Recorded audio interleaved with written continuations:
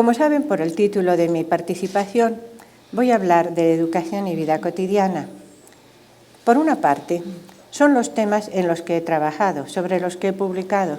Desde hace muchos años vengo trabajando sobre educación, familia, vida cotidiana, mujeres, que no son 3 o 4 temas diferentes, son todos el mismo tema. No es que un día decido, ahora voy a abrir otra nueva línea de investigación. No, yo siempre he trabajado sobre educación y la educación me ha llevado de un tema al otro, porque cuando estudiaba educación me daba cuenta de que en realidad estaba hablando de vida cotidiana. Y cuando estaba hablando de educación y de vida cotidiana, el protagonista no era un niño imaginario, un alumno supuesto, sino que era la familia la que participaba desde el primer momento en la educación. Entonces, hablo de todo eso y hablo de una sola cosa, hablo de la educación. Pero conviene aclararlo. ¿Qué es lo que yo llamo vida cotidiana? ¿Qué es lo que podemos considerar vida cotidiana? Por supuesto, la vida cotidiana es aquella en la que todos participamos, es la que todos tenemos fuera de nuestras actividades profesionales, fuera de los aspectos en los cuales participamos en la vida pública. Todo lo demás, ya sea en la intimidad del hogar, ya sea en las calles, en las fiestas, en las reuniones sociales, todo lo demás es vida cotidiana.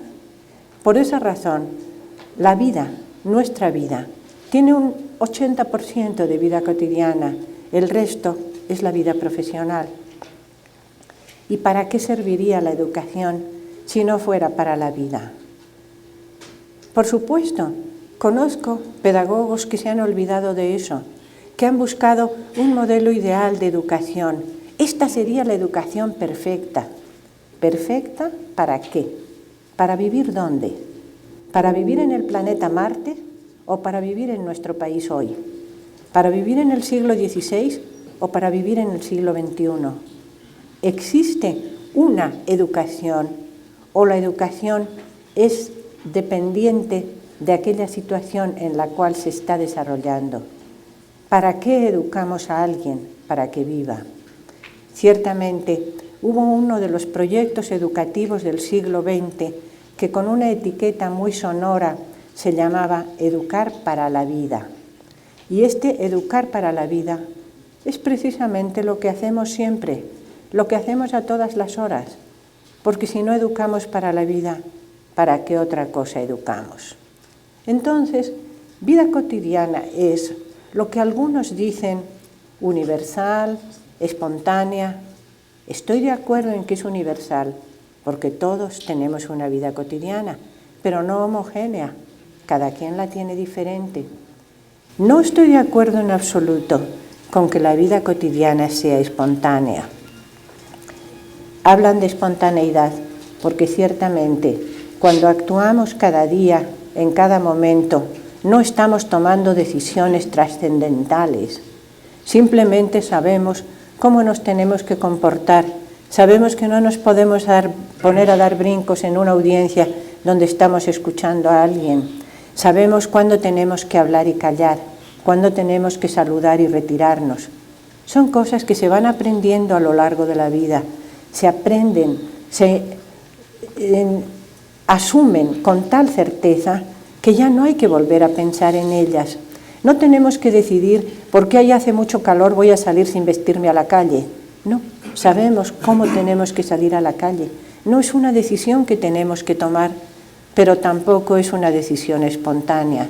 Es algo que hemos aprendido. Es, por lo tanto, una parte de la educación. Educación, en algunas de las muchas definiciones que se han dado, decían que se trataba de la preparación que las generaciones adultas proporcionaban a las generaciones jóvenes. Como todas las definiciones, tiene su parte cierta, aplicable, verdadera, pero otra que no lo es en absoluta. Primero, ¿por qué considero que no son siempre las generaciones mayores las que educan a los jóvenes? Porque mi experiencia me permite asegurarles que los jóvenes nos están educando continuamente a los adultos. Sabemos, no lo he inventado yo, que el educador siempre es educado. Y ciertamente nuestras posiciones a lo largo de nuestra carrera profesional o de nuestra vida familiar van cambiando a medida que los jóvenes nos muestran que las cosas han cambiado, que hay nuevas generaciones, que hay nuevas situaciones, nuevas técnicas y nuevas formas de entender la vida.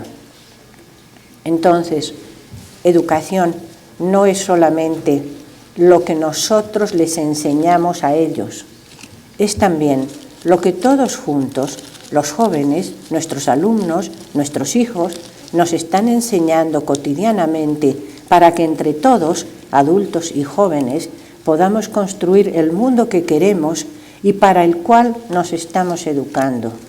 Para el mundo que queremos y para el mundo que vivimos, que no siempre es el mismo, pero que desde hace siglos pretendemos que coincidan. Pretendemos que el mundo ideal sea el mismo mundo en el que vivimos. Y para eso seguimos, ustedes y yo, esforzándonos día por día para conseguir que en algún momento se acerquen ese país, esa ciudad, ese pueblo, esa escuela, a lo que yo querría que fuera mi país, mi ciudad y mi escuela. Así pues, no podemos separar la educación de la vida cotidiana, porque ese sería el error de que ahora estuviéramos enseñando a los niños a lanzar flechas con arco o a fabricar hachas de piedra. No podemos estar pensando en eso, tenemos que estar adaptándonos a lo que la realidad nos está ordenando. Pero como les voy a hablar de la época colonial, sería tonto de mi parte pretender hablar de algo de lo que no conozco. Sin embargo, al hablar de la época colonial, demasiadas veces me recuerda otras épocas, otros momentos en nuestra vida actual. ¿Para qué querían educar? ¿Cuál era la vida que se pretendía? ¿Había un proyecto educativo? En primer lugar, no había un sistema educativo, lo cual no significa que no hubiera un proyecto educativo. ¿En qué consistía el proyecto educativo? Había que conseguir que todos los individuos se formasen para algo. Ellos eran mucho más ambiciosos que nosotros. Nosotros nos conformamos con preparar a los jóvenes, con prepararnos nosotros mismos para ser capaces de sobrevivir en nuestro mundo. En la época colonial pretendían educar para la vida eterna. Así nada más, para la eternidad. Pero ¿cómo compaginar todas las deficiencias, las dificultades en esta vida terrena con esa aspiración máxima de educar para la vida eterna? Como en todos los casos, la educación requería y requiere que haya un principio básico en el que todos estemos de acuerdo. Era necesario, y es necesario, instruir a todos con un modelo único, con un ideal compartido, con algo que se pueda considerar una meta para todos los individuos por igual. ¿Pero acaso se podía hablar de igualdad en la época colonial? ¿Acaso los individuos eran iguales? ¿Cómo era esa sociedad? Plena de contradicciones, llena de injusticias y desigualdades. Y sin embargo, existía algo que podía ser común para todos y que al mismo tiempo marcaba las diferencias entre todos. era la doctrina de la Iglesia representada en el Catecismo de Ripalda, que no solamente fue el único, el incomparable texto instructivo durante los 300 años del virreinato, sino que siguió siéndolo en el siglo XIX y todavía en una buena parte del siglo XX. Incluso con sus modificaciones en la segunda mitad del siglo XX, no cambió lo esencial. ¿Y qué decía el Catecismo de Ripalda? Los mandamientos, los mismos para todos. Los pecados capitales y las virtudes que se les oponen, las mismas para todos. Pero, ¿en qué forma debían cumplirse? Cuando en el mandamiento cuarto se dice, honrarás a tu padre y a tu madre, el Catecismo nos explica enseguida, ¿y a quiénes hemos de tomar como padres, además de los naturales? A todos los que sean mayores en edad, saber y gobierno. Aquí estamos ya señalando sobre una base que todos aceptan, hay que obedecer, una señal. Hay unos a los que les toca obedecer y otros a los que les corresponde mandar. Y estos a los que les corresponde mandar siempre son alguien superior a mí en algún terreno, de tal manera que en una escala imaginaria siempre el adulto será superior al niño, siempre el maestro será superior al discípulo, siempre el gobernante será superior al gobernado. En este régimen hay una escala en la cual cada quien puede juzgar que hay alguien por encima de mí, pero seguro que hay muchos por debajo de mí. Una actitud muy común, no solamente en la vida social o en la vida de la época del virreinato, en cualquier familia. ¿Quién se siente con más autoridad? El hermano mayor sobre el hermano pequeño, la mamá sobre los hijos, el papá sobre la mamá. Esta creencia en que se necesita una jerarquía para que las cosas estén en orden. Porque esto del orden es una preocupación que han tenido todas las sociedades. En todas las sociedades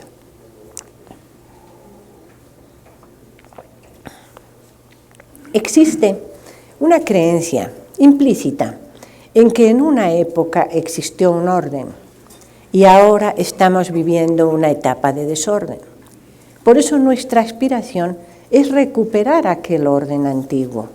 Piensen ustedes en cualquier momento de nuestra historia o de nuestra vida en el cual no haya habido esa añoranza, esa nostalgia del orden que perdimos y que ahora queremos recuperar. El desorden en el que vivimos y que no tenemos noticia de que se haya producido antes. Bueno, yo les puedo asegurar que siempre ha habido desorden y siempre ha habido aspiraciones para un orden. ¿Cuál fue la solución durante la época virreinal?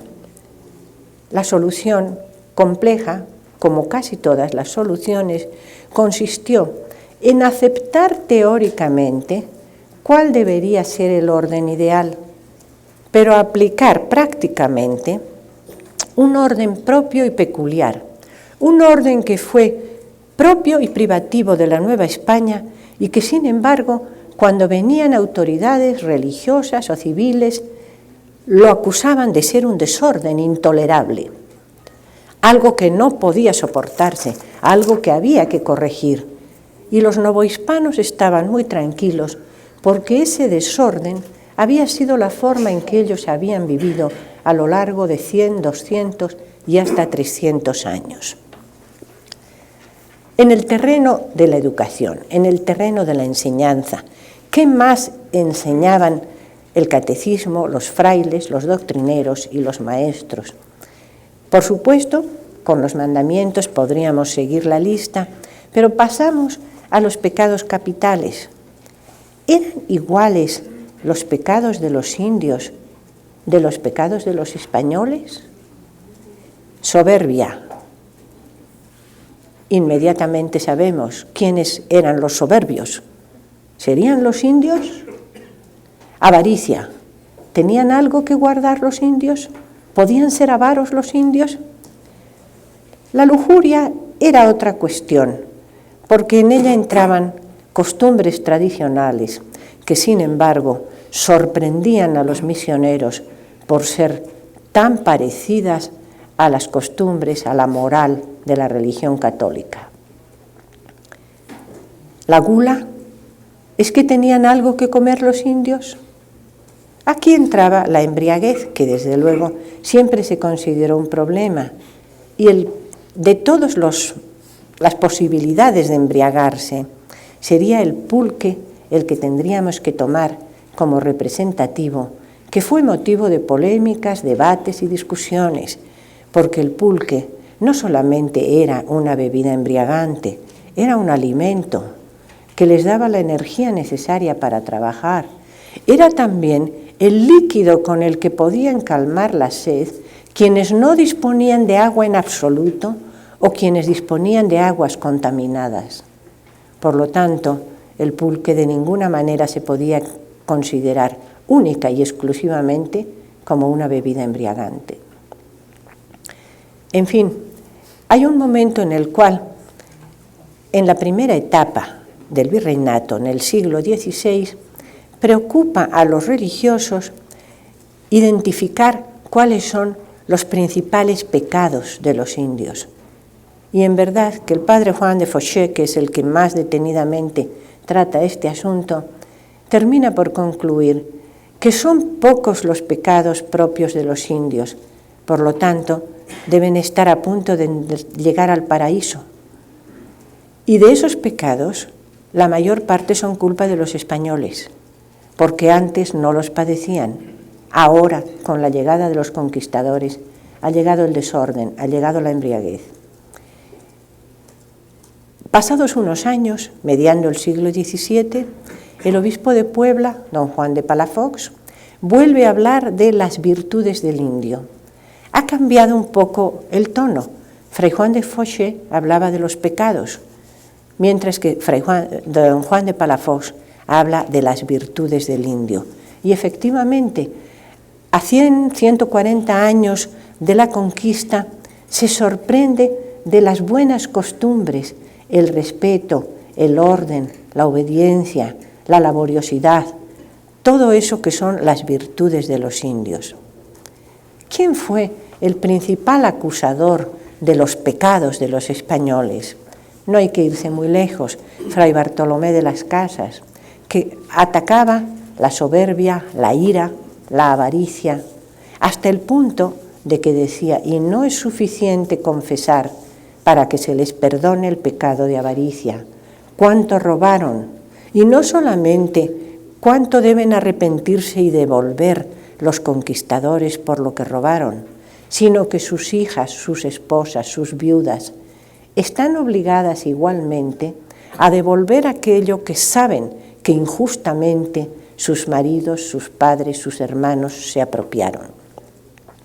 Entonces tenemos ya un modelo, un ideal, pero no conozco ninguna época de la historia en que los modelos y los ideales se hayan cumplido plenamente. Entonces viene la intención de sistematizar la enseñanza, de ordenar las cosas de tal manera que en verdad se obedezcan. ¿Qué es lo que se pretende? Volvemos a la vida social, la vida cotidiana. Se pretende una sociedad que sea jerárquica. Se pretende que esa sociedad, además de jerárquica, sea patriarcal. Además de patriarcal, se supone que es estable, única, invariable y armónica. ¿Lo será? ¿Lo fue? Sociedad jerárquica. Por supuesto, la intención era la jerarquía. No solo eso, una gran separación. Los españoles por encima y por debajo las castas, los indios, los negros, los esclavos. Esa fue la voluntad. ¿Hasta qué punto se cumplió? Con demasiada ligereza, muchos de mis compañeros hablan de sociedad de castas. Eso significa que no tienen idea de lo que es una sociedad de castas.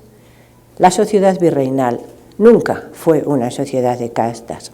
Una sociedad de castas auténtica, como existe, como se conoce en otros lugares, es aquella en la cual el que nace en una casta nunca cambiará, porque esa es la que va a tener hasta el día en que muera. No podrá ejercer más oficio que aquel que le corresponde a su casta, y esa será su única obligación y su único compromiso. No podrá contraer matrimonio con alguien de una casta diferente, y no tendrá acceso a lugares que no correspondan a su casta. Nada de eso tiene nada que ver con la realidad de la sociedad de calidades que hubo en la Nueva España. No voy a negar que los libros parroquiales que he consultado dicen libro de castas, por supuesto que lo dicen, pero no en el sentido de sociedad de castas. Calidades sí, y era importante pertenecer a una calidad de las que se consideraban privilegiadas, es decir, ser español, ya fuese criollo, ya fuese peninsular, o a continuación castizo, mestizo, morisco, y de ahí en descenso. Y sin embargo, nunca los indios, en la teoría, fueron una de las calidades inferiores. Todo lo contrario. En el momento en que debían solicitar el ingreso a la universidad, los indios tenían el primer lugar. En las cédulas fundacionales se dice que se erigirá una casa de estudios para los hijos de los naturales y de los españoles, en segundo lugar de los españoles. Nunca, salvo un periodo en que por arbitrariedad de un virrey se prohibió, nunca hubo derecho a prohibir el acceso de los indios a la universidad. Y ustedes me preguntarán, ¿y cuántos ingresaron? Pues durante los primeros 100 años, 140 años, no podemos saberlo porque no les preguntaban. Y como no les preguntaban, no decían si eran indios o eran españoles. Por lo tanto, los documentos, las matrículas, que se conservan más o menos completas, no nos dicen cuántos indios ingresaron a la universidad. ¿Por qué sabemos o creemos que fueron pocos? Porque muy pocos fueron los indios nobles, los indios caciques, que pudieron tener el nivel social para aspirar a un estudio universitario. Eran pocos y sus méritos consistían en tener vasallos, en tener tierras, en tener señoríos. Por lo tanto, la universidad no era una solución para ellos.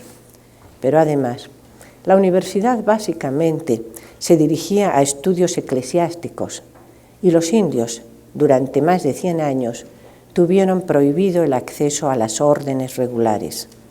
Después sí, desde mediados del siglo XVII ya fueron ordenados los indios también.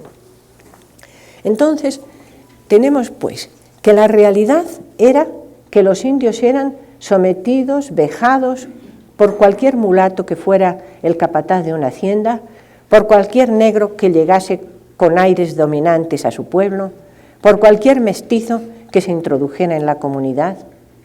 Pero ¿cómo se había organizado la sociedad? En primer lugar, se organizó como las dos repúblicas, la República de Indios, la República de Españoles. Pero fracasó inmediatamente, porque a los españoles que vivían en las ciudades les convenía que los indios estuvieran cerca de ellos para que trabajasen en sus empresas. ¿De dónde sacarían trabajadores? Los españoles no habían llegado a América para trabajar, habían llegado para que los indios trabajasen para ellos. Por lo tanto, en las ciudades fue imposible la separación. Inmediatamente, no solo los indios llegaron a trabajar con los españoles, sino que también los españoles procuraron ir a vivir cerca de los indios. ¿A dónde? A la parcialidad de San Juan. San Juan, ahí donde está el mercado, que siempre fue la zona más comercial de la ciudad. No iban a desperdiciar los españoles la oportunidad de tener su casa, su vivienda, su tienda, su despacho, su taller, en un lugar donde existía la mayor capacidad de comercio, la mayor potencialidad para hacer negocios. Y en esa situación, si bien los indios tenían prohibido, para que no abusasen de ellos, vender sus casas y terrenos, una y otra vez nos encontramos en el Archivo General de Notarías de la Ciudad de México, con casos en los cuales a un indio lo convencen de tal manera que llega y por medio de un intérprete dice que sabe muy bien lo que hace y que lo que más le conviene es vender su casa y su tierra al español fulano que quiere vivir en la parcialidad de indios. Entonces ya tenemos que en este terreno las mezclas fueron inevitables y tempranas, pero además existían las calidades, existían las diferencias, pero ¿quién sabía que alguien era español o mestizo o indio morisco? Los ejemplos los hay por centenares de casos en que alguien al cual buscan porque su esposa lo busca o porque lo acusaron de bigamia o porque tiene un pleito judicial con alguien e inmediatamente dicen sí, se trata de un español que llegó a este pueblo y tenía tales características. Ah, muy bien, entonces consultan a los vecinos del pueblo. Ah, sí, ese mestizo, era un mestizo que se llamaba, repiten otra vez el nombre, ese vino de otro lugar, van a investigar a ese lugar. Ah, hablan de un mulato, ¿verdad? ¿Es el mulato? Esto nos lo encontramos una y otra vez. Son 3, 4 categorías diferentes con las que la gente lo ha calificado. Y no necesariamente alguien de una calidad inferior presume de ser de una categoría superior. No, según las conveniencias, hay el caso de un español que vive con los indios y se deja guedejas como los indios para que lo tomen por tal. Y de una mujer que siendo española se dice india para que la contraten como nodriza porque tiene mejores posibilidades de trabajar así. Es decir, la mezcla es continua y nos la encontramos constantemente. No es excepcional, es masiva. ¿Quiénes se preocupaban por su limpieza? La élite, los privilegiados. Esos eran los que a falta de tener un mayor prestigio, mayor honestidad, mayor sabiduría, ¿qué es lo que tenían? Eran españoles. De eso es de lo que podían presumir. En algún caso eran acomodados. La mayor parte de los españoles eran pobres. Lo mismo que en cualquier sociedad. Los ricos eran una minoría y cada vez más se fue reduciendo esa minoría. Quiero decir que en el siglo XVI y XVII había una gran cantidad de gente con una capacidad económica aproximadamente igual y mediana.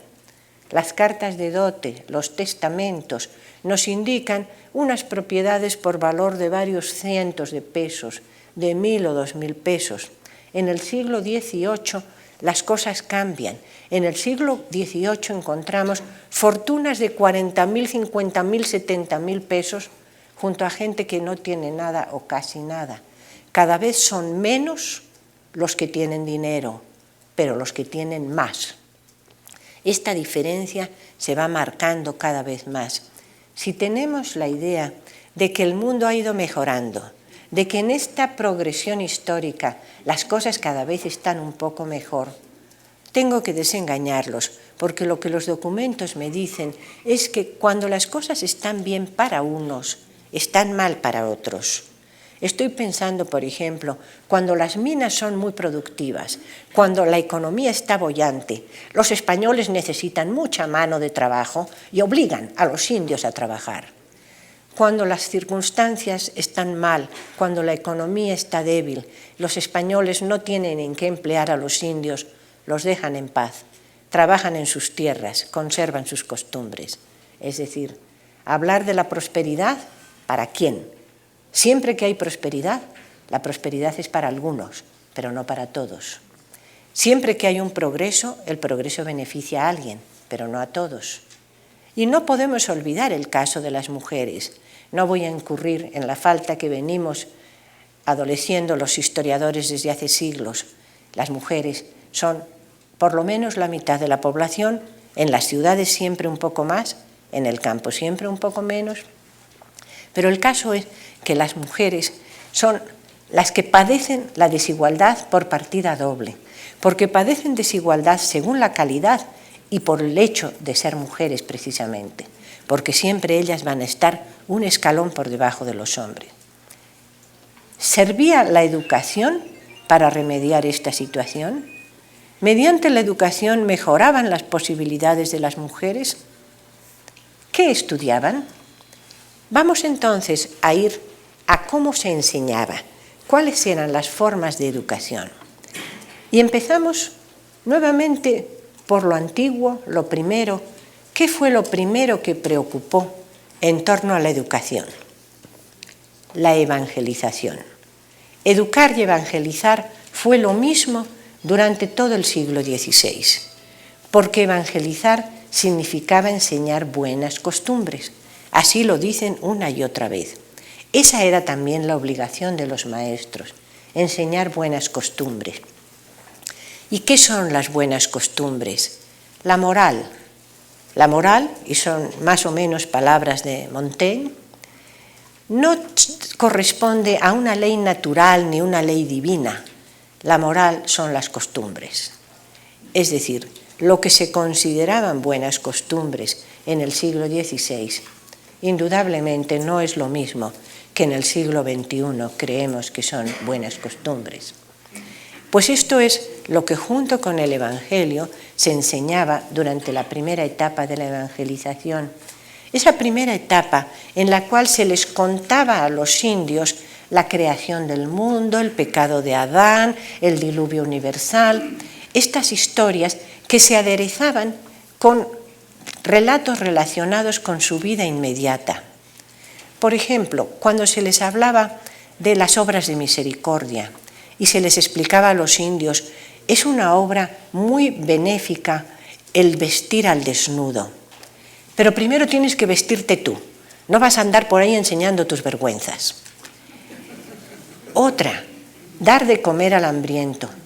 Pero no hay que darle carne humana, es horrible comer carne humana. Esto no lo dice el Catecismo de Ripalda, pero lo decían los frailes que estaban en contacto inmediato, hasta el año de 1585, hasta el momento en el cual el Concilio de Trento impone sus normas en todas las provincias de la cristiandad, y en ese momento es en el que se decide, no hay que enseñarles cosas complicadas a los indios, que aprendan de memoria el Catecismo de Ripalda.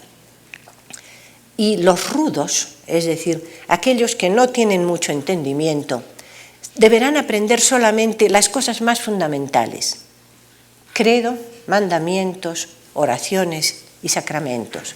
Este catecismo de los rudos, que era una hojita plegada así en este formato, que aparecía hasta hace unos cuantos años, yo tuve la suerte de todavía conocerla, junto al Catecismo de Ripalda. El Catecismo de los rudos, del padre Bartolomé Castaño, era el que decía lo esencial que verdaderamente es necesario para la salvación. Volvemos a lo mismo, ¿se acuerdan? La educación para la eternidad, para salvar el alma. Pues esto era lo que necesariamente se tenía que aprender. ¿Y qué más? ¿Qué más necesitamos? Para salvarnos no necesitamos mucho más, ¿verdad? Pero finalmente había que reconocer que para vivir en esta tierra había que aprender algunas cosas además de esas. Por esa razón, desde un principio hubo algunos maestros que se preocuparon de la enseñanza de los niños, incluyendo en ella algo más que el catecismo, aunque siempre el catecismo era tan esencial que era lo que se debía enseñar a primera hora de la mañana, cuando todavía los niños no estaban aburridos, no estaban inquietos, no tenían sueño. Después se pasaba a las otras enseñanzas. Pero, ¿cómo se organizó el sistema? Hablar de sistema es un abuso, no es así. ¿Cómo organizaron los maestros las normas para poder unificar el sistema, el orden en la enseñanza? Consiguieron que el virrey conde de Monterrey, en el año de 1601, es decir, más de 50 años después de la conquista, finalmente publicó las ordenanzas de maestros. Ordenanzas de maestros en las cuales se decía, además de la enseñanza del catecismo, qué tipos de letra había que enseñar a los niños. Tenían que leer y escribir. Primer curso era lectura, segundo escritura, no se hacía simultáneamente. ¿Qué era lo que tenían que enseñarles de aritmética? Sumar, restar, multiplicar, partir y medio partir, divisiones y fracciones. Además, indicaban las ordenanzas a qué distancia tenían que estar las escuelas unas de otras. No podían perjudicar a un maestro permitiendo que otro pusiera su escuela al lado, porque se le irían sus estudiantes. Y la segunda ordenanza decía que solo podían ser maestros reconocidos los españoles y no de las castas. Y sin embargo, el mismo día del mes de enero de 1601, en que se promulgaron las ordenanzas, el pregonero advirtió: todas estas ordenanzas entran en vigor, excepto la segunda. Preguntado el conde de Monterrey, ¿por qué no entra en vigor la segunda ordenanza que prohíbe que sean maestros, mulatos, mestizos? Porque si la aplicásemos, esta ciudad y todas las del reino se quedarían sin maestros. Era una mayoría. ¿Por qué razón? ¿Creen ustedes que el ser maestro es un puesto muy atractivo, que económicamente va a resolver la vida de un español que llega decidido a hacer su fortuna en América? Evidentemente no. Ni en el siglo XVI ni en el siglo XXI la aspiración de tener grandes ganancias le lleva a alguien a ser maestro. Por esa razón, el puesto de maestro no era tan codiciado. Los que querían ser maestros eran los mestizos, los mulatos, los negros. Esos eran, y no solamente en el siglo XVI, continúan así las cosas y en el siglo XVII, 1620 y tantos, hay un maestro que se queja porque no llegan estudiantes a sus clases y dice que esta ciudad está infestada de maestros de todos los colores y de todas las calidades. Efectivamente, hay negros, hay mulatos. Lo sabemos, porque en el siglo XVIII, ya está pasando el tiempo, en el año de 1709, todavía los maestros vuelven a decir, bueno, en una época se explica que se permitiera que tuvieran escuela los negros y los mulatos, pero ahora mismo hay ya muchos maestros españoles. Es hora de que se autorice la segunda ordenanza, que se promulgue también. Pero no les hicieron caso. Tanto que en 1735, siguen pasando los años, los maestros vuelven a insistir y vuelven a decir, ahora es necesario que saquen a tantos maestros mulatos que hay. Y se promulgaron. En 1735 sí se dijo, la segunda ordenanza entra en vigor. Y en 1785, cuando el ayuntamiento ordena pasar revista en las escuelas, encuentra que más de la mitad de los maestros son mulatos o moriscos, pero desde luego de ninguna manera son españoles. La ordenanza está promulgada. Ustedes saben lo que pasa con las leyes, ¿verdad? Se promulgan, se aceptan, se reconocen, pero luego el cumplimiento de la ley es otra cosa. ¿Quién se va a encargar de que se cumplan las leyes? Eso era un vicio de hace 100, 200, 300 años. No voy a decir si continúa. El hecho es que no solamente existían maestros de color, sino que también los esclavos aprendían a leer. Hay un caso de un esclavo, finales del siglo XVIII, que protesta ante la Real Audiencia porque él está dispuesto a pagar su manumisión. Él quiere comprar su libertad por el precio de 400 pesos, que es el precio normal para un esclavo de su categoría. Y sin embargo, su amo le pide 450. Él protesta ante la audiencia. No porque no tenga los 450 pesos, parece que era un esclavo hábil y en la ciudad los esclavos siempre tenían la opción de ganar dinero por sus medios, sino que alega, no es justo que a mí me pida más porque mi amo dice que yo sé leer y escribir, como si esta ciudad no estuviera llena de tantos esclavos que tienen las mismas habilidades que yo. Es decir, era frecuente que los esclavos supieran leer y escribir. ¿Quién les enseñaba? Podía ser un maestro particular, pero también tenemos constancia de que en algunos de los colegios de la Compañía de Jesús entraban esclavos. No en la Ciudad de México, de esta más bien aseguraría que no. Pero sí tengo constancia de que en los colegios de distintas ciudades entraban niños de diferentes calidades y concretamente en el Colegio de Veracruz, cuando los padres españoles de algunos niños protestan por esa mezcla que hay en los colegios de la compañía, el prefecto de estudios les contesta: es cierto que en esta ciudad recibimos niños de todas las calidades, pero pueden estar tranquilos, los recibimos con suficiente separación en diferentes mesas, según que sean españoles o negros, amos o esclavos. Es decir, en el Colegio de Veracruz, en una mesa estaban los esclavos y en otra mesa estaban los españoles propietarios. Esa era toda la separación que los jesuitas se comprometían a hacer. En cuanto a quiénes se llamaban españoles, bueno, y por hablar de otros colegios, de aquellos de los que tengo seguridad, no de los que estoy dudosa, sé que en Pátzcuaro la mayoría de los niños eran indios, en San Luis de la Paz la mayoría eran indios, en Oaxaca, ciudad de Antequera, había indios, no mayoría, había indios en los colegios de la Compañía de Jesús, es decir, en todos o prácticamente todos había en mayor o menor cantidad algunos niños indios. En el caso del Colegio de Puebla había un colegio para indios y a los indios que se destacaban los pasaban a estudiar humanidades, o sea, el nivel de educación media, ya al Colegio de los Españoles. No existía entre los colegios de los jesuitas la idea de que la segregación era por consideraciones étnicas, y ya hemos visto que ni siquiera por ser esclavos, sino solamente por comportamiento, por capacidad de estudio. No voy a decir que a todos los trataban igual, a los tontos no los querían, querían inteligentes, eso siempre fue un requisito en los colegios de la compañía, pero la separación que imaginamos no existió en absoluto. Lo sabían muy bien los oficiales reales y los prelados. A mediados del siglo XVIII, el arzobispo José Antonio de Bizarrón y Eguiarreta quiso fundar una capellanía en la cual imponía varios miles de pesos para poder ayudar a una niña de 10, 15, 20, 25, 30 años, una niña que quisiera entrar como religiosa en un convento y necesitaba pagar dote.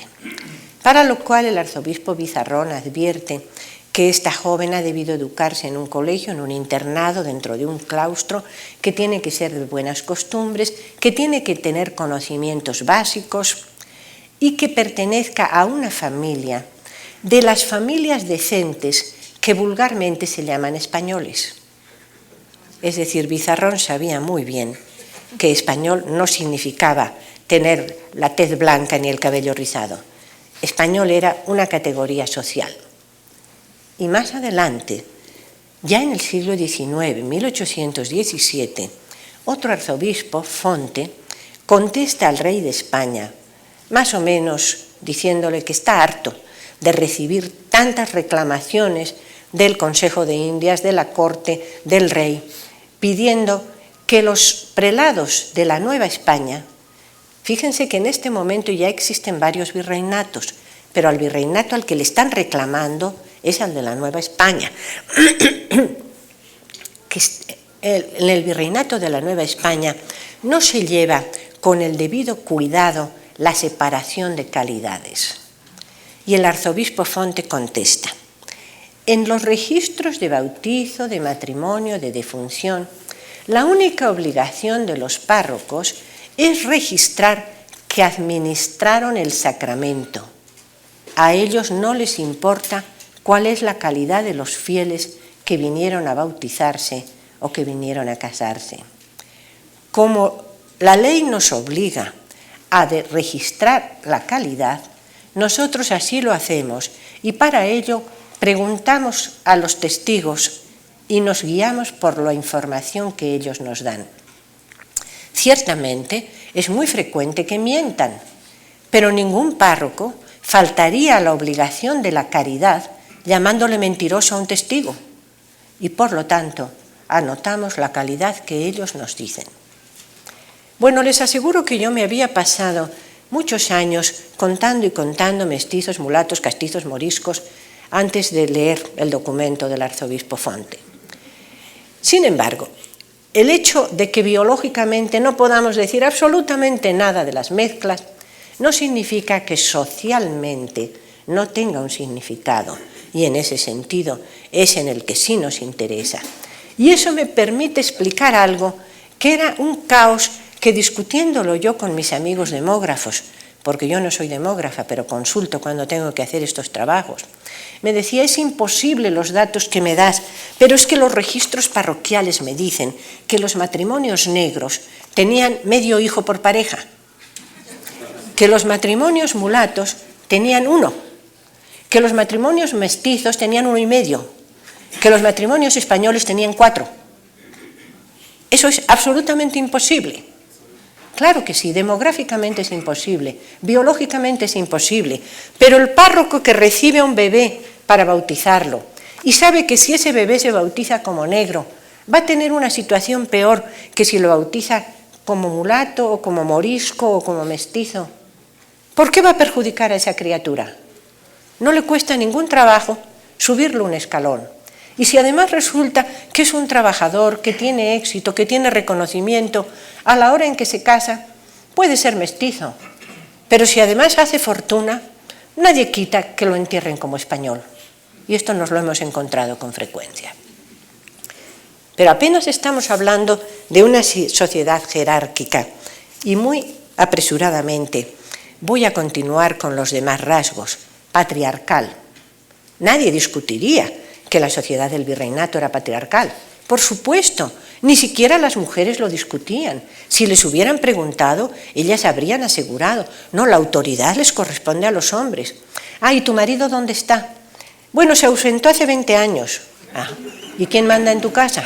Pues mando yo. Y así sucesivamente nos encontramos que en las ciudades, en la Ciudad de México en 1777, padrón que yo he revisado, el 37% de los hogares estaba encabezado por mujeres.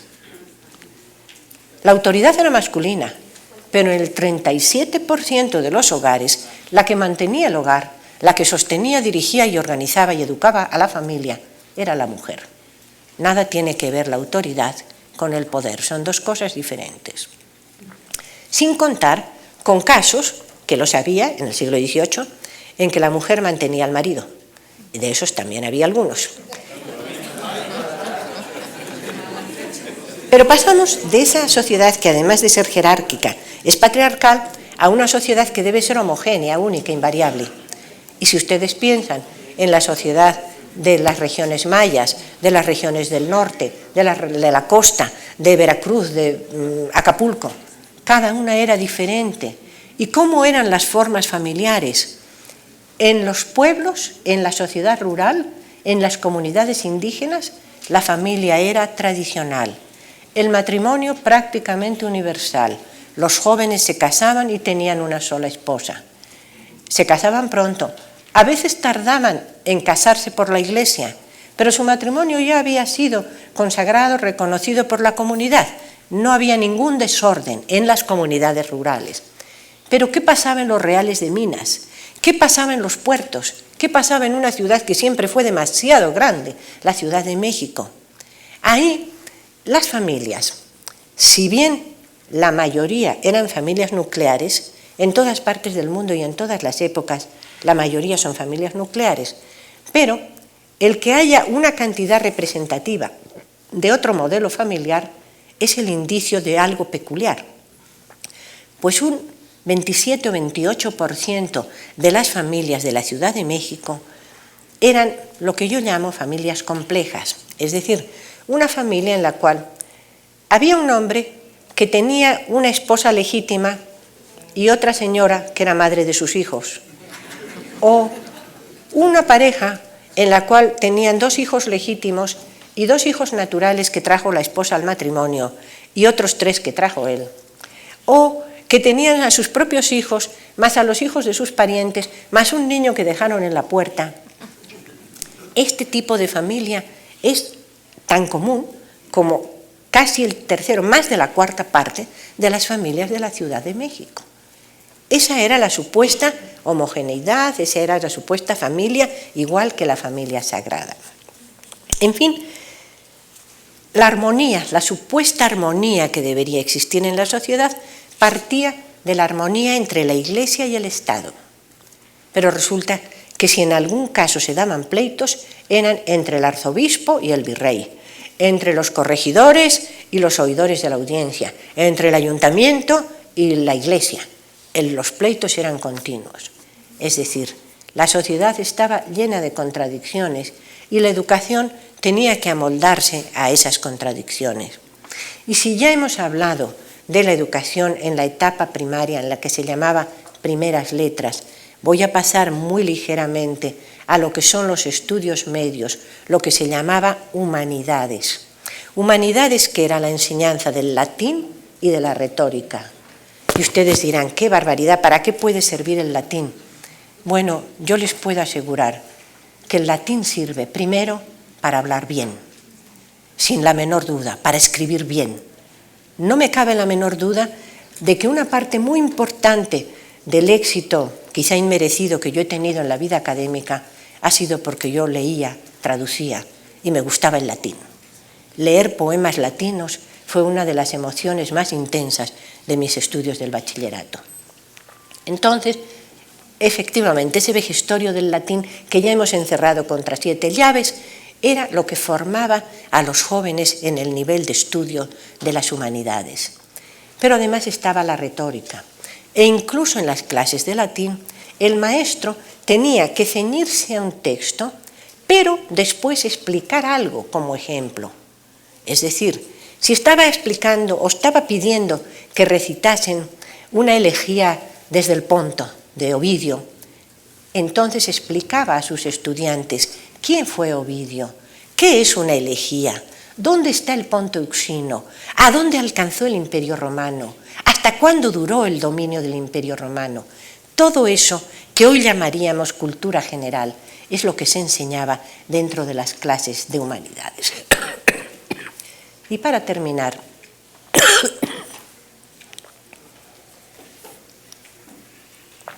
porque es un tema de actualidad y porque mi garganta ya no da más, voy a mencionar los textos. ¿Cuándo comenzaron a usarse los textos? A ustedes nos parece que no puede haber educación si no tenemos un libro de texto.